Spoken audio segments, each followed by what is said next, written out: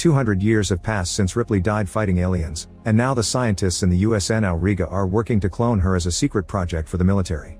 They've collected some blood from the place where she died, and it takes them 8 tries to finally grow a body that survives the process. Once she's ready, they operate on her to access her womb because an alien impregnated her before she died.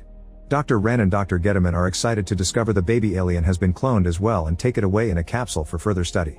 At that moment Ripley wakes up and grabs a doctor's hand to smash his face against the glass, but the others immediately knock her out. 3 days later Ripley wakes up again inside a cocoon-like fabric and finds the number 8 tattooed on her arm. The doctors do a routine check and are surprised by her perfect health. The scar from the operation is already healing and has become very small.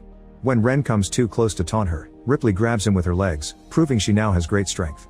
Then she tries to choke him, but a guard quickly comes in and knocks her out again. Afterward Ripley is put through different tests related to language and learning, showing very fast progress and impressing the doctors. They conclude her superior body as a result of her DNA mixing with the aliens. When they show her a picture of a child, Ripley cries because she remembers her dead daughter and the kid she lost during a mission. This angers General Perez because the army wants numb clones that won't think, but it seems Ripley still has inherited memories.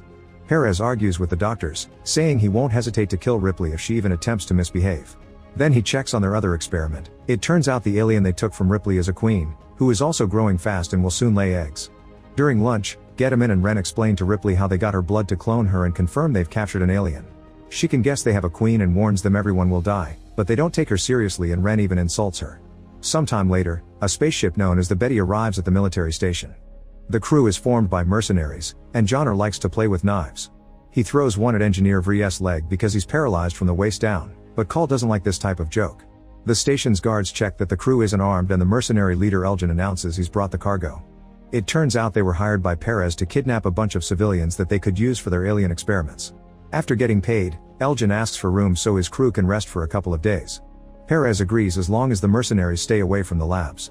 The sleeping victims are taken to the lab and the doctors put a bunch of alien eggs in front of them to impregnate them. Meanwhile Ripley is playing some basketball by herself to test her new abilities, proving her strength also comes with good speed and fast reflexes. The mercenaries find her and Johnner tries to play with her, but Ripley moves quickly and doesn't even let him touch the ball. When Johnner comes too close and tries to flirt rather creepily, Ripley immediately brings him down with just 2 moves. Another mercenary throws the ball back at her and when Ripley turns to catch it, Christie hits her with some gym weights. Ripley's nose bleeds but she isn't too bothered, so she quickly brings down Christie as well. At that moment the doctors come to take her away, so Ripley throws the ball perfectly and wipes her nose before leaving. The blood falls on the floor and dissolves the metal, revealing Ripley's blood is now an acid just like the aliens. Sometime later, Gettman checks on the alien experiments, and one of them growls at him through the glass. Gettman makes faces at it and kisses the window, but when the alien snarls, he releases some freezing gas to calm it down. Now the alien steps back whenever he threatens to press the button. Meanwhile Call pretends to be drunk so her crewmates kick her out of the room. She sneaks around and uses a special spray on a lock to access Ripley's containment unit, where she takes a closer look at her. Seeing the scar, she concludes the alien was already removed. When Ripley wakes up, Call offers to kill her, but Ripley isn't scared and makes a bold move. Call has to watch how her blade goes through Ripley's hand and the blood corrodes the blade, and when she takes the knife back the hole quickly closes. Then Ripley makes Call touch her face, saying she can sense the aliens.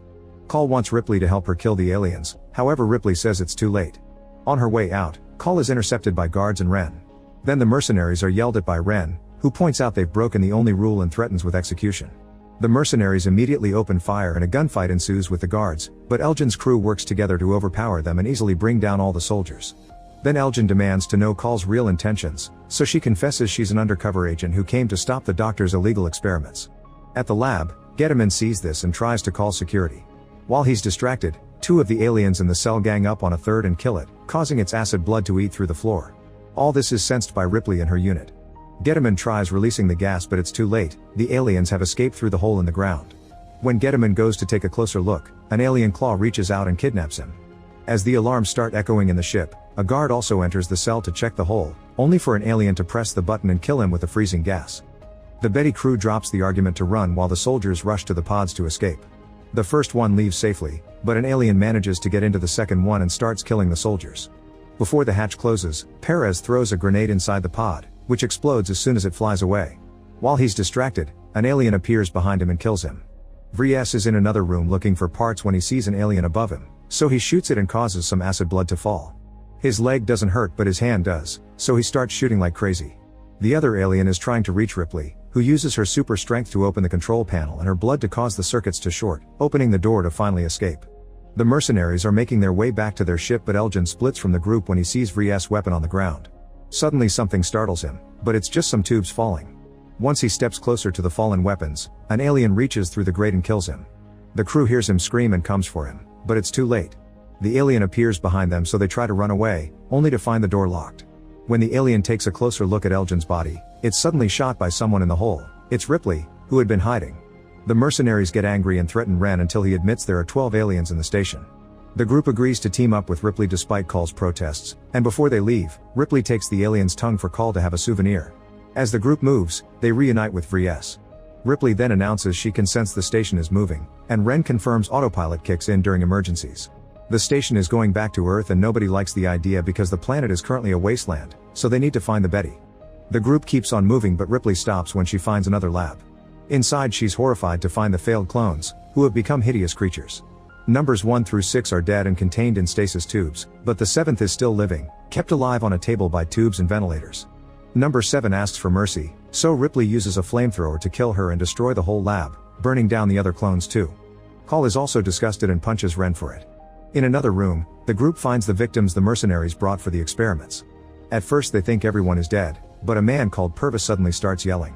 He calms down when he sees they won't hurt him. However, when Ripley smells him, she confirms there's an alien inside him and doesn't want to bring him along. Call refuses to abandon him and says that if they get to escape fast enough, they can put Purvis in cryostasis for surgery later. The team continues to make their way to the Betty, bringing Purvis along. The next area they need to cross, it's the mess hall, which is now completely underwater because of the emergency sprinklers. Vries has no choice but to leave his wheelchair and get harnessed to Christie's back. Unfortunately, the next corridor is even more flooded and the group has to swim to cross it. Soon 2 aliens appear behind them and Johnner immediately shoots one down, but the other keeps going and manages to capture a mercenary, taking her away. With the alien busy with its kill, the group continues to swim only to find the area covered with a nasty membrane. Ripley breaks it with her strength and everyone resurfaces to breathe again, but there's a nasty surprise waiting. They're surrounded by alien eggs. A creature jumps out of an egg and grabs Ripley's face, so she goes underwater to struggle against it until her strength kills it. The rest of the group also goes underwater and shoots a bunch of grenades through the hole to kill all the eggs. At that moment the alien from before reappears in the water, so the group leaves through the hole and starts climbing a ladder. The door at the top won't open and Ren takes Call's gun with the excuse of shooting the lock, only to shoot her instead. Call falls in the water and furious Vries tries to shoot Ren, who moves aside and lets the shots finally open the door. He immediately leaves and closes the gate behind him. Soon the alien comes out and starts climbing the ladder as well. The guys try to shoot it and cause some of the acid blood to splash, which hurts Christie. Johnner opens fire as well and kills the alien, yet the creature is still holding onto Christie's foot while Vries holds onto the stairs. Wanting to save his friend from the extra weight, Christie releases the harness and falls to his death with the alien. The group wonders how they'll escape, only for the door to suddenly open and reveal Call on the other side. Everyone manages to get into a safe room and Ripley checks Call's wound, discovering that she's actually an android. Call confesses that she's one of a legendary second generation of androids who were so lifelike that they gained consciousness and rebelled, burning their internal wireless modems and trying to pass themselves as human. Knowing what androids can do, Ripley takes Call to a small chapel and makes her connect herself to the station's computer. Call confirms the station is heading to Earth, where the aliens could escape and infect the human race. The station has burned too much energy for Call to blow it up, so Ripley tells her to program the ship to make it crash instead. At the same time Ren is about to reach the Betty, so Call blocks the doors for him and talks through the speakers to tell the aliens where he is. The team starts moving toward the Betty again, and Johnner freaks out when he hears the station will crash soon. He tries to attack Call, but Ripley immediately grabs him by the neck and threatens to take his tongue. At that moment she hears a sound and says the Queen is in pain, only to suddenly be snatched through the floor by aliens. However, the creatures don't hurt her. Because of her changed DNA they recognize her as their own and take her to their nest. Meanwhile the rest of the group makes it to the Betty, where Purvis is suddenly shot by Ren. The doctor takes Call hostage and while they pointlessly argue, the alien finally comes alive in Purvis' chest, forcing him to move toward the Ren. Bullets don't stop him and soon Purvis reaches Ren to start beating him down. At that moment the alien finally comes out, so the mercenaries open fire and kill both Ren and Purvis at the same time. Back to Ripley, she discovers the nest is crawling with aliens and the Queen herself. A cocooned and delirious Getaman is there with the other victims and he tells Ripley that the Queen inherited her human reproductive cycle. After laying her first round of eggs, she gives birth as a human being would, developing a uterus-like pod and birthing a bizarre creature that is half human half alien. The newborn immediately kills the Queen and licks Ripley, claiming her as its real mother. When Getaman starts talking again, the newborn bites off the top of his head. Ripley uses this distraction to escape and runs to the Betty, which is about to leave. Luckily she jumps just in time and rejoins the mercenaries at the cockpit. While the Betty takes off, Call notices a door is still open, so she goes to close it, only to discover that the newborn has sneaked inside. While she dodges its attacks, the ship starts shaking because it's rather unstable. A mercenary comes looking for Call and the newborn immediately kills him. Ripley is suspicious of how long Call is taking and runs to the room 2 in time to find the newborn clawing at Call's wound. She pretends to be a good alien mom and comforts the newborn, distracting it while she throws some acid blood at the window to create a hole. This depressurizes the cabin and sucks the newborn onto the window. Call and Ripley hold on and are horrified to watch how the hole slowly sucks out the newborn's insides until it's finally dead and its whole body is thrown into space. At the same time, the military station crashes on Earth and explodes, killing all the aliens inside. In the cockpit, Johnner and Vries try their best to control the ship considering they aren't pilots. There's some more shaking and lots of heat, but thankfully the ship lands safely on Earth and everyone is alive. Ripley and Call sit together to stare at the remains of a city, wondering what to do next.